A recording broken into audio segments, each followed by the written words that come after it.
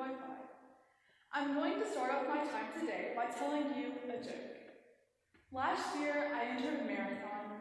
The race started and immediately I was one of the last runners. It was embarrassing. The guy who was in front of me, second to last, was making fun of me. He said, "Hey buddy, how does it feel to be last?" I replied, "You really want to know?" Then I dropped out of the race.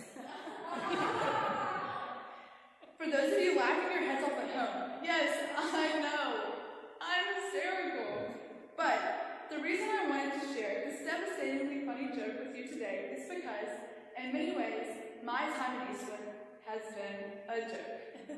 Now, before Mr. Gibbons gets offended, please allow me to explain.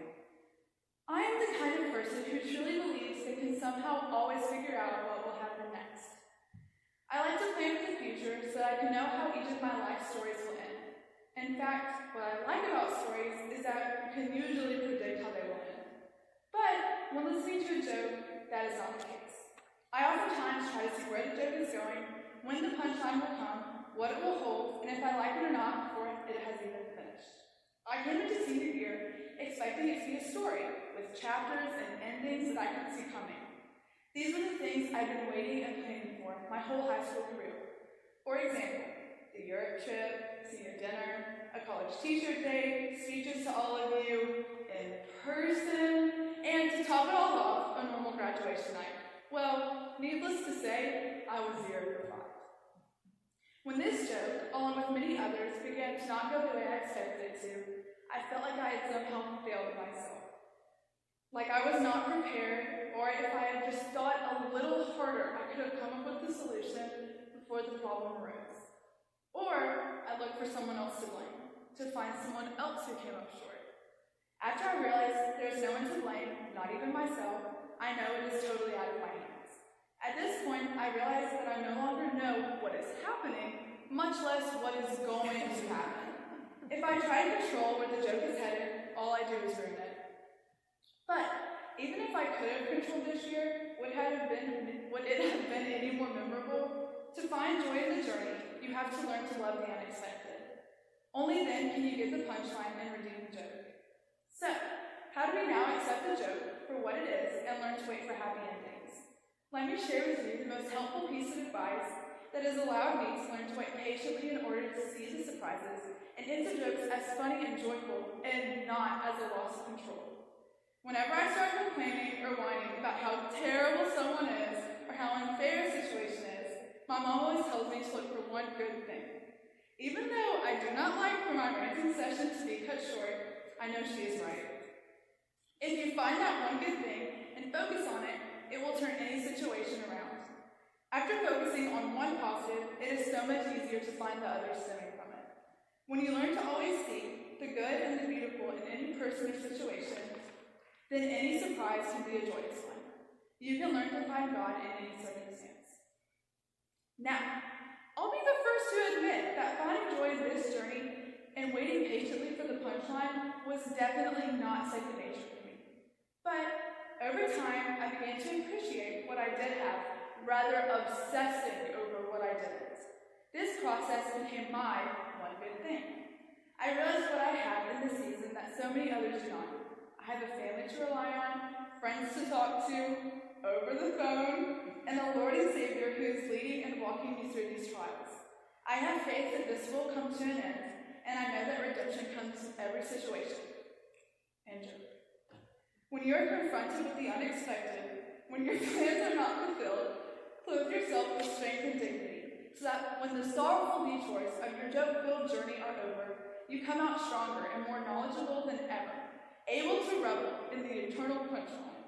This is something I'm still struggling to do as we wrap up our senior year, which has proved itself to be all the more unforgettable because it was a story I could have never predicted, filled with jokes I never saw coming. But, just like in any good joke, the ending is surprising, shocking, and all around really just a fun time. But it is only funny when you get the joke. And to get any joke, you must recognize the fundamental truth behind it, that redemption is coming, and this world and its disappointments are just a prelude to the real world to come. We will know what purposes this joke serves sooner than we think. In In every joke, there are characters. Now I will tell you all about the jokers who made me who I am today. To my class. We are the craziest, loudest, weirdest group of people I have ever come across in my life. But I wouldn't trade any one of you for anything ever.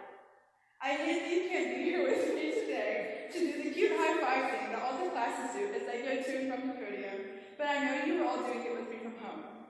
Or at least you are now, but I wish it. Thank you for not only accepting me when I laugh, cry, dance, and scream, but for doing all of these things with me. Each and every one of you holds a specific and special place in my heart. The memories you are able to make with each other mean so much more to me than you could ever know. See? You all have such a bright and different future in store, and I truly, truly mean that. I love you all to our basketball court graduation and back a million times. To my teachers, Mr. Teal, thank you for being our honorary class dad and being willing to listen to us, whatever the day, whatever the subject. We sure do love you. Mr. Miller, you told me not to thank you in my speech because it's too long, but too bad. Thank you for being nice enough to let us know you care, but being blunt enough to always put us back in our places. You are very kind, and I mean it when I say that. Also, I don't care what you say, I don't cry easily. Mr. and Mrs. Gibbons, y'all are the bomb diggity. Our class get-togethers at Casa de la Gibbons are always so fun and full of such good memories and laughs. I love you both. Mrs. Geiger, I just adore you. You are who I want to be when I grow up. Your strength and sense of humor are things I hope to see in myself someday. To the best, funniest grandmothers a girl could ask for, Bubba and Dee, you two are crazy. With y'all, there is never a dull moment, and it is always story time. I love you both so much, I literally cannot tell you enough. Please don't ever stop randomly texting me things I would never expect. Did I already say I love you? Because I did. To my dad, oh boy, you lead our family with strength, confidence, endless funny videos, and music out of an iPhone speaker. I am having a hard time finding what words to use to thank you, because there are so many things and more to thank you for. You taught me how to always get back up when something knocks me over and that nothing can ever keep me down. I get a lot of traits and personality from you, and there are people that I know would agree with that. Although I know you're thinking you wish I didn't get certain things from you, I'm glad I did so that I can grow to have a heart so full of care and love like yours. I love you. Also, thanks for editing all of my videos. Catherine, I do not think we could be any more different. Like, at all. One of the areas we differ greatly in is your ability to write sentences that actually make sense. So, as I am writing this, all I am focusing on is making sense. Thank you for being the best role model while still being the best friend. You will jam out with me in the car to basically anything, but never hesitate to tell me when it's just a little too loud. I would say I'll miss you next year, but I'll be right there with you, baby. But really, I love you more than you know, and more than I can express with my bad accents.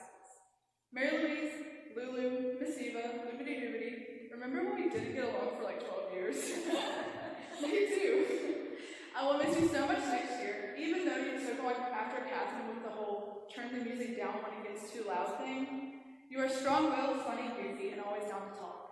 I wish I could take you with me next year, but I know you'll be having fun and laughing always wherever you are. You are very insane, and I love you for it. To my Mama, you dealt with me through my angsty, angry, snappy, and not funny at all years. Sorry about that again. Thank you for loving me unconditionally and all the way through every circumstance I find myself in. You definitely made me feel like I'm the funniest person I will ever live. You taught me lessons in life that I will never ever forget and made me truly realize the importance of kindness. You my homie for life, word up. Anyways, even though I really do not like the pinches and weird name calling, those are some of the things I know I will miss most next year. I will end my speech today just like I started it, with a joke. What do you call a salad that was stabbed 32 times? A Caesar salad. Thank you. This fantastic joke was one of Mr. Geiger's favorites, and we definitely heard it many, many times. So I just couldn't go through a speech about jokes without sharing this one with you. This now concludes my time